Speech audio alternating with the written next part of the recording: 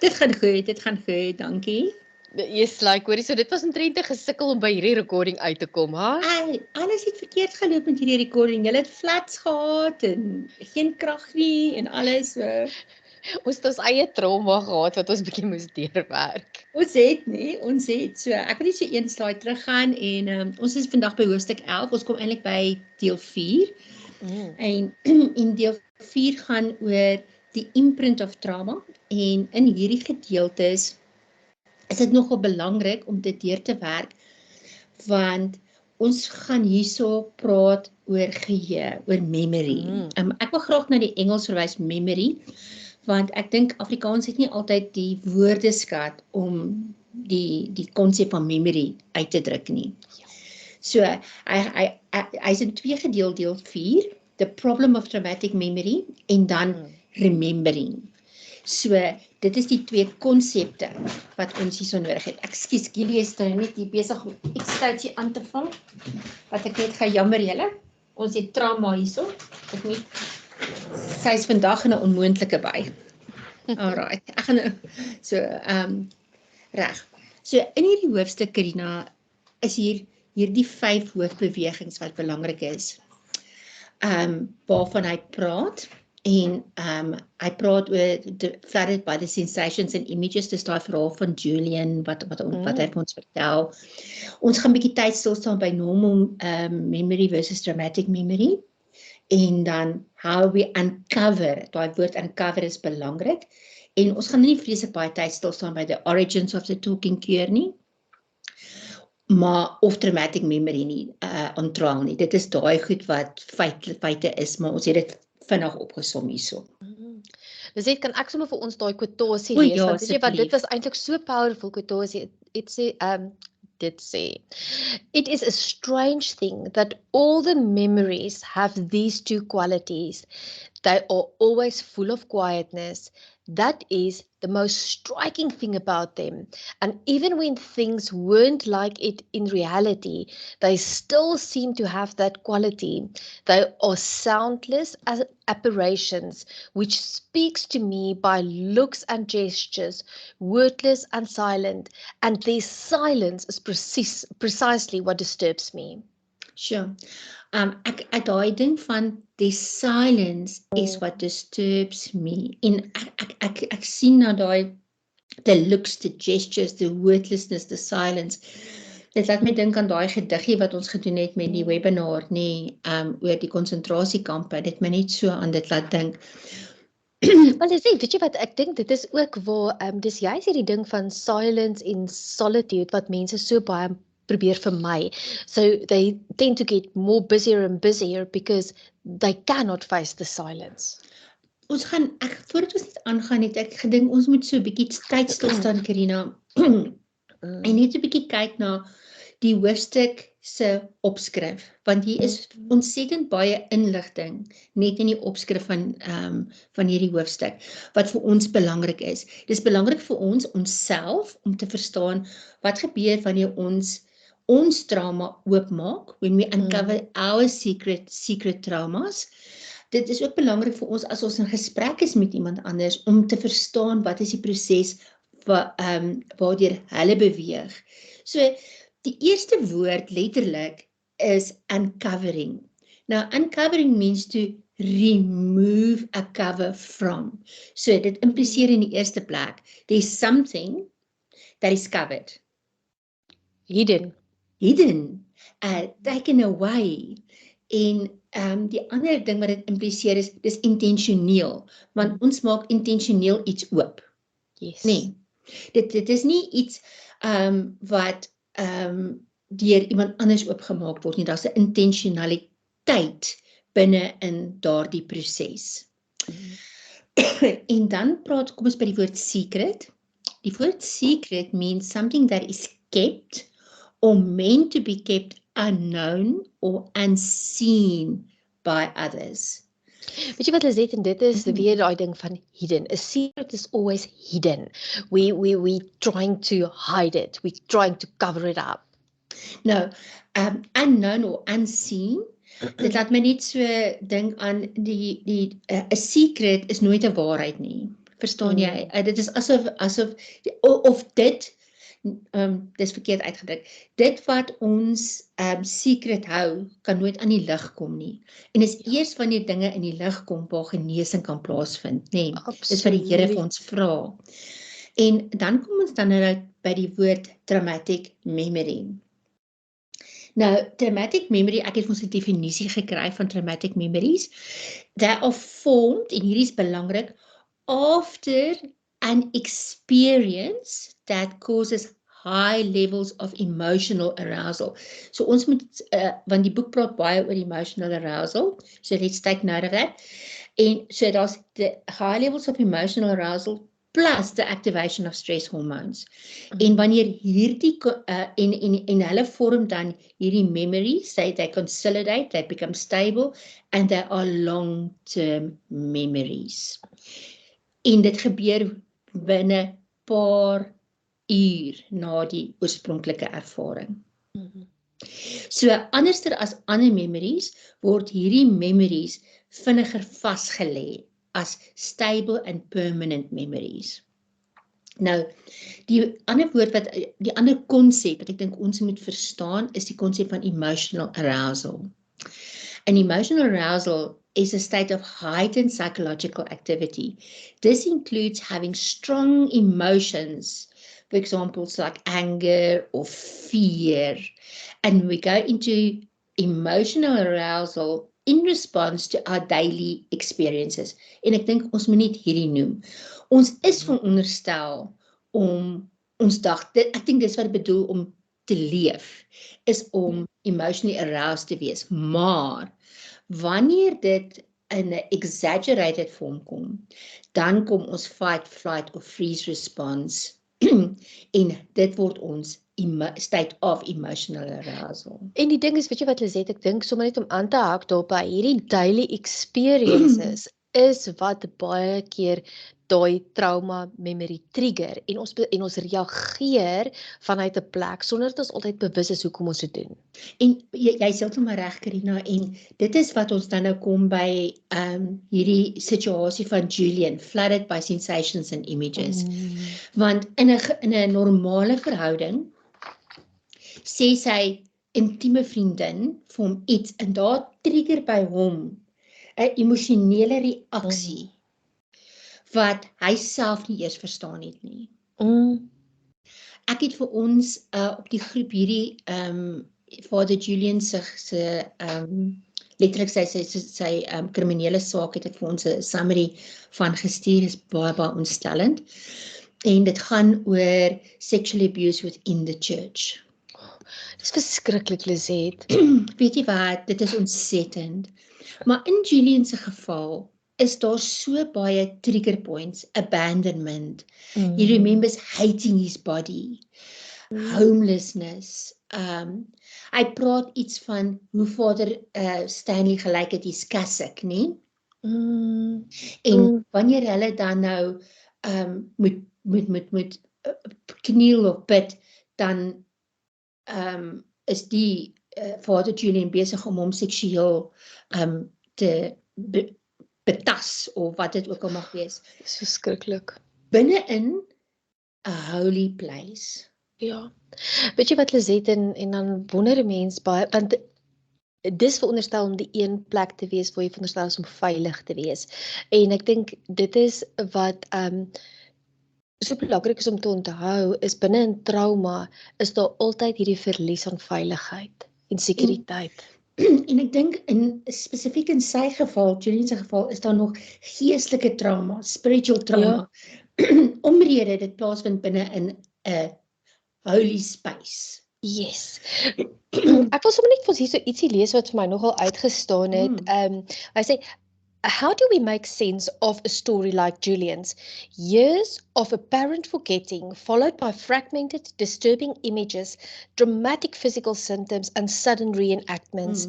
As a therapist, treating people with a legacy of trauma, my primary concern is not to determine exactly what happened to them, but to help them tolerate the sensations, the emotions, and reactions they experience without being constantly hijacked by them.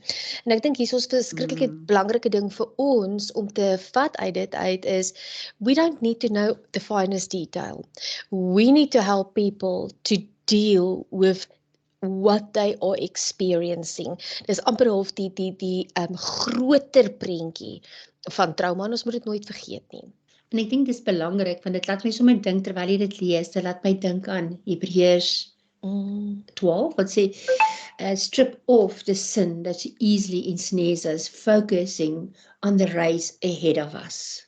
Absolutely. Weet jy wat Lisette, en dan is daar net nog ietsie wat ook vir my so uitgestaan, hy sê, when the subject of blame arises, Yes. the central issue that needs to be addressed is usually self-blame. Accepting that the trauma was not their fault, that it was not caused by some defect in themselves, and that no one could ever have deserved, what happened to them. Jy sê, Lisette, ek het 'n boek klaar gelees wat, dit is eintlik so ontstellend. Dis 'n ware verhaal. En die vroukie is 'n educational psychologist en sy werk eintlik met kinders wat regtig sukkel in klomp aspekte. En hier is hierdie dogtertjie 6 jaar oud, wat baie klein is, en weet jy wat, sy het eintlik in haar klas opgeëindig omdat sy she was acting out. Nou, sy het tot 'n seentjie die eendag amper aan die brand gesteek, nou. That was what she did. Maar weet jy, later in die boek, dan is daar hierdie hele trauma van hierdie oom, vir wie sy so lief was, haar pa se broer wat kom kuier, en hoe hy met haar gespeel het en alles, but he became the perpetrator in haar storie, want toe wil hy haar seksueel molesteer, en die ding is, weet jy wat, net daai impak wat het op haar gehad het, en haar proses om daardeur te werk, want weet jy wat, hierdie was die een vraag wat sy bly vra het, is, why did he want to do that? Ja. Why did he want to hurt me? Ja, want vir die slagoffer is dit nie 'n sexual game nie, maar dit is 'n pynlike ervaring, nie. Absoluut. Ja. In Julian se geval, praat ons nou van regsaspekte, en nou kom ons by daai belangrike ding van normal memory versus traumatic memory. En die eerste sinnetjie in die boek is my nogal belangrik. He says, memory is fickle, our stories change and are constantly revised and updated. Autobiographical memories are not precise reflections of reality. They stories we tell, hierdie is belangrik, to convey our personal take on our experience. And the capacity of human mind to rewrite memory is dan illustrated in the grand study of adult development. En weet jy wat Lisette, hierdie is eintlik so belangrik, want jy as victim probeer sin maak van wat gebeur het. So ja. Well, en dan nie daai ding van the passage of time, events are bleach of their horror. But those who had been traumatized and developed PTSD did not modify their accounts. Their memory were preserved intact even 45 years after the war ended. Nee, 45 years. Weet jy wat, dit laat my daai dink aan daai klip wat ons vroeër gedoen het oor die kidnapping, die chinchilla kidnapping, waar daai mense soveel jare later het hierdie trauma event nog steeds 'n impak gehad op van hulle. It kind of shaped the way that their life went. It did.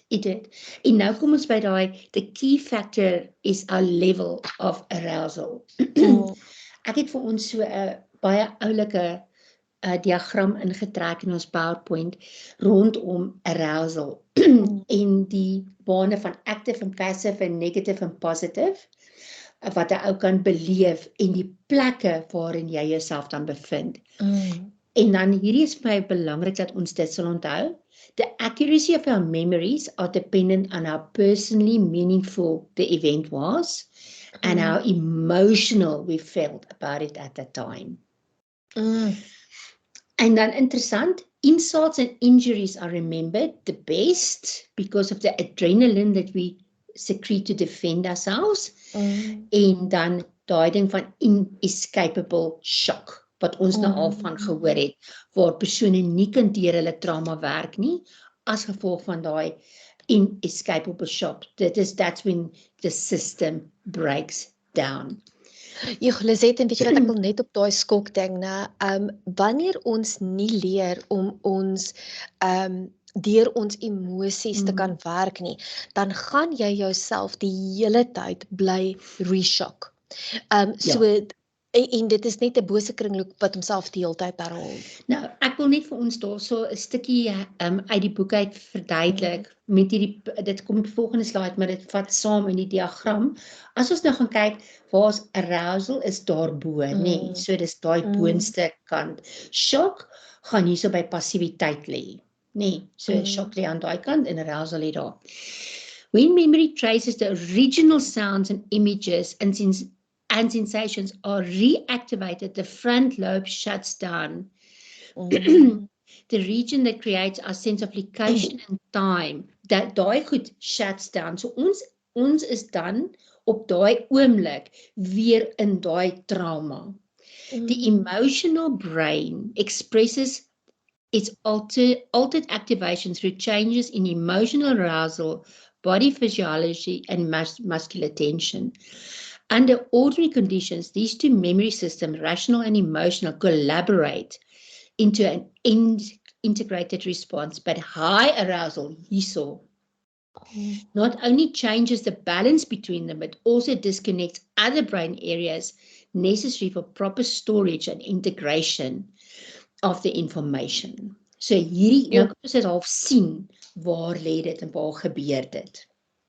En ek het ons hierdie ingebring, net om vir ons te sê oor die verskillende tipe memories wat ons het, semantic, episodic, emotional, and procedural. Now, semantic memory is general knowledge of facts and things like that. So, jy weet jy moet 'n alarm stel om wakker te word, of jy weet jy moet gaan slaap as jy moeg is, jy weet general knowledge tipe van ding. Jy weet wat's 'n bicycle. Maar trauma can prevent information like words and images from different parts of the brain from combining in somatic memories. En dis maar net sy location waar hy geleë is. Then episodic memory, this is your autobiographical memory of an event or an experience. Remember who was there and what street you were on when you fell off your bicycle in front of a crowd. Trauma can shut down episodic memory and fragment the sequence of events. So dis hoekom timeline so belangrik is.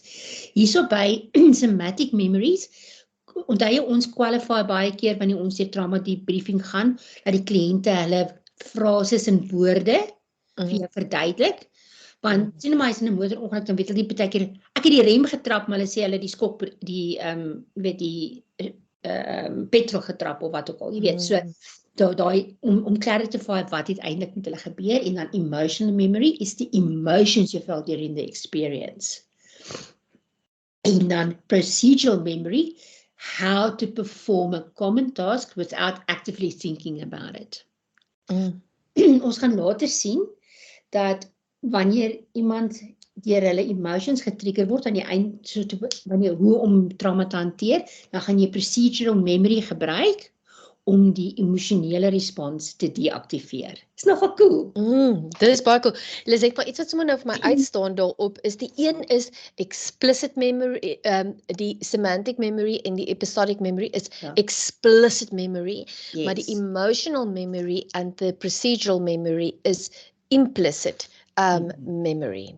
En dis belangrik om dit te onthou.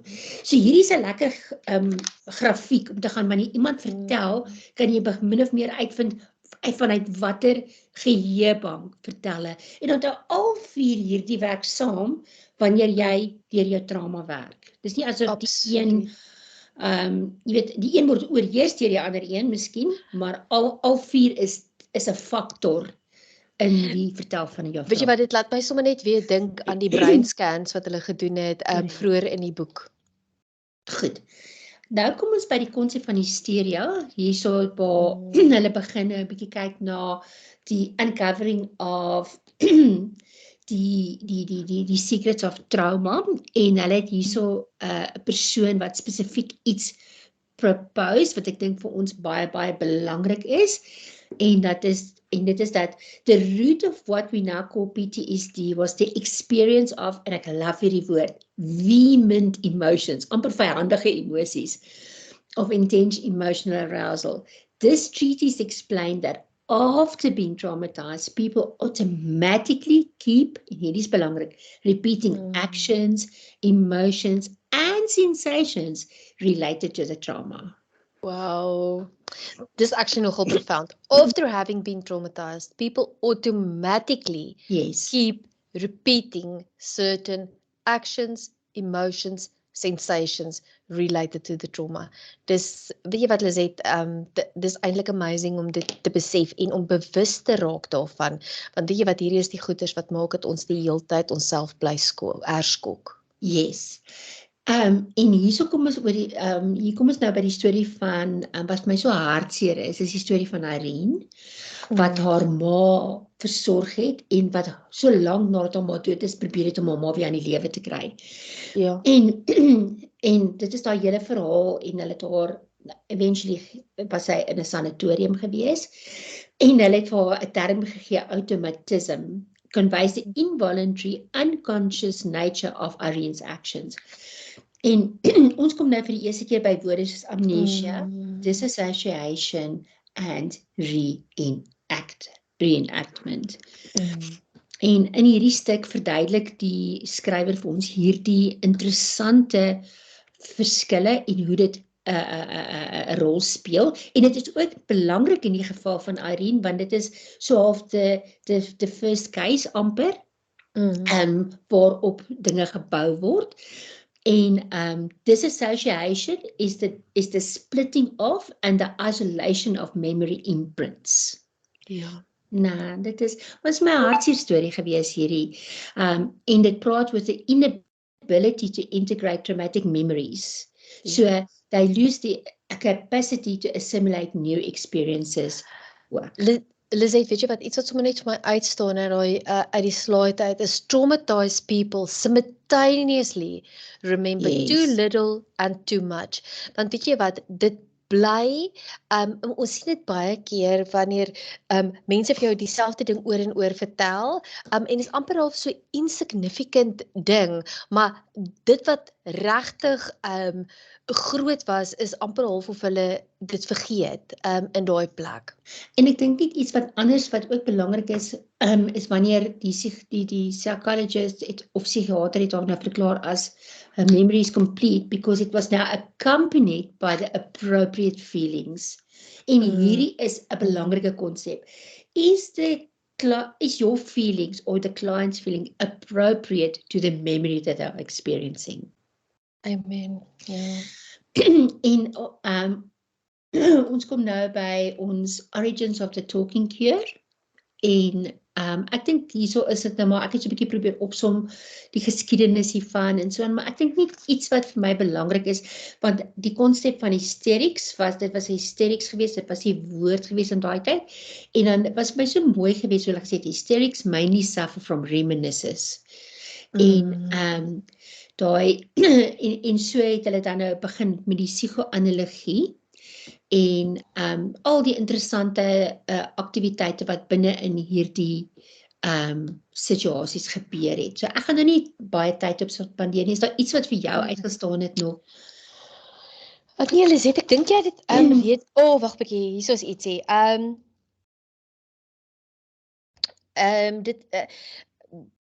Dit sê so, Freud reaffirmed that the lack of verbal memory is central in trauma and that if a person does not remember, he is likely to act out. En dan sê he reproduce it it not as a memory, but as an action.